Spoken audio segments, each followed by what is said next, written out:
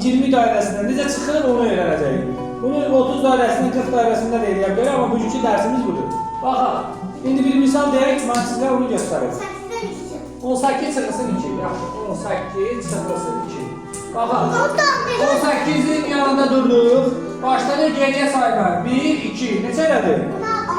Neçədə durduqsa o bizim çıxmamız 16. Denə. 16 çıxılsın 8. Seyir deyir ki 16 çıxılsın 8. Baxaq. 16'nın başında durduq. 1, 2, 3, 4, 5, 6, 7, 8. Neçə elədi? Neçə elədi? 8. Demək 16'dan 8 çıxanda elədi? Deyilsin. 20 çıxılsın 16. 20 çıxılsın 16. Baxaq. 20'dən 16'ya geçəmək.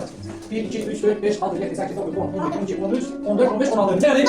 Neçədə durduksa bu sizin cavab olacaq. Nədir? Başa düşdük mü? İndi mən sizə sual verirəm, siz tapın. Görün siz tapırsınız. İndi burada sahip tapırsınız. Yaxşı.